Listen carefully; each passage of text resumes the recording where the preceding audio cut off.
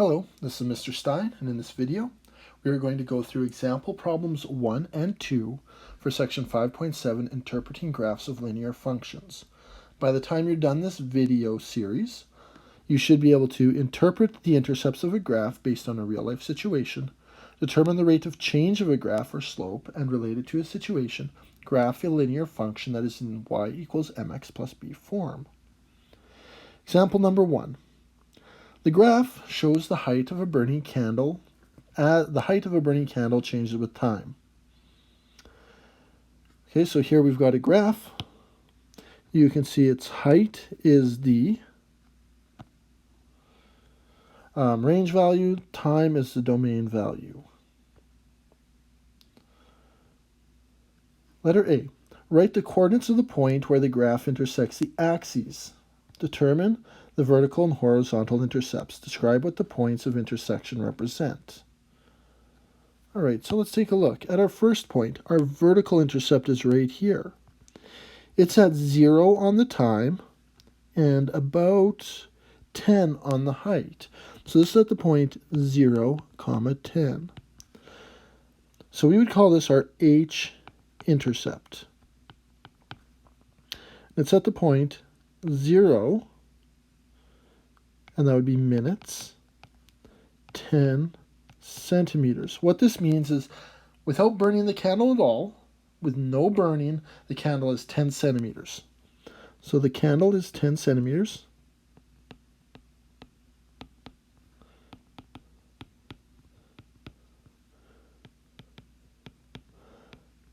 At the start of burning.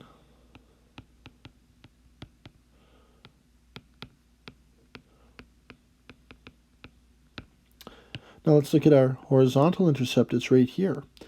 This is 45 minutes have burnt, and it is now 0 centimeters tall. So that will be our t-intercept.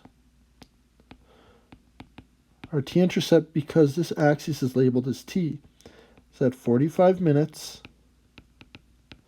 0 centimeters. So what this means is, after 45 minutes, the candle is burnt out.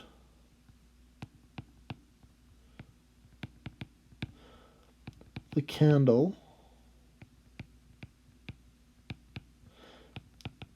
is down to 0 centimeters, 0 centimeters tall. So it's basically done.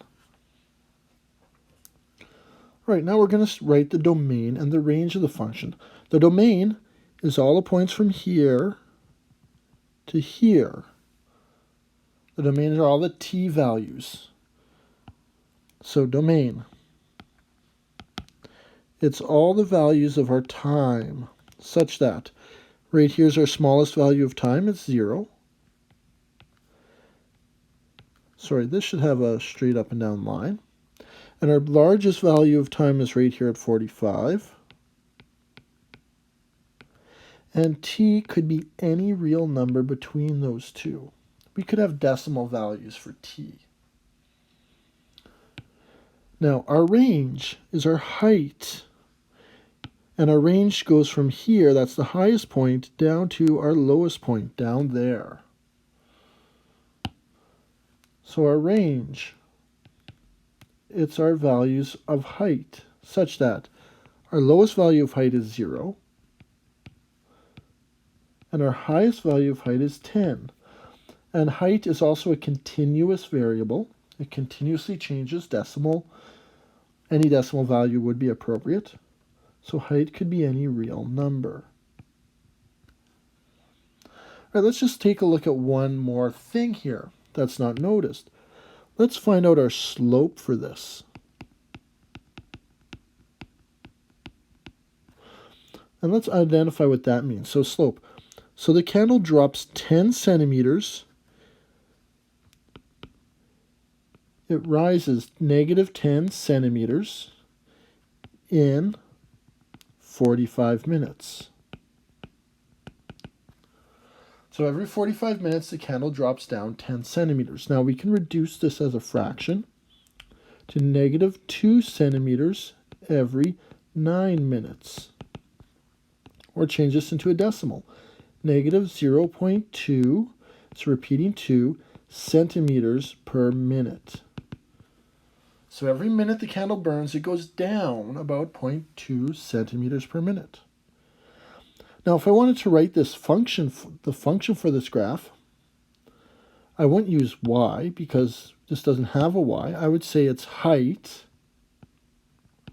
is equal to negative 0.2, so repeating 2, times the time plus 10.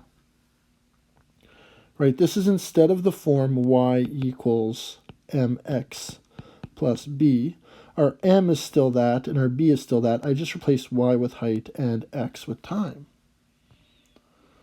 All right, so that's example number 1. Let's take a look at example number 2. Sketch a graph of the linear function f of x equals 4x minus 3. Let's change this into two-variable notation. Y is equal to 4x minus 3. Now let's identify what both of these terms mean. The 4 is our slope. That's our m.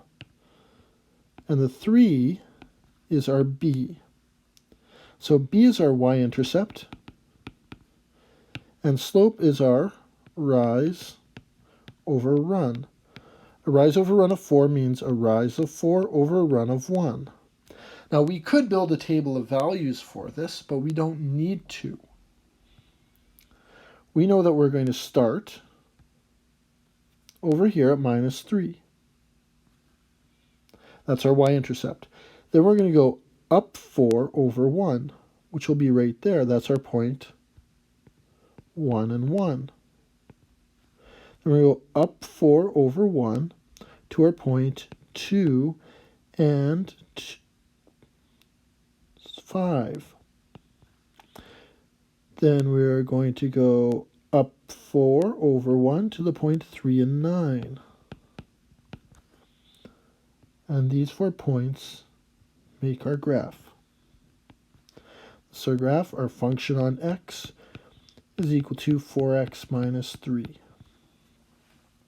And this is a function because it passes the vertical line test. If you draw a vertical line any time or any place on the graph, it'll only cross the graph once.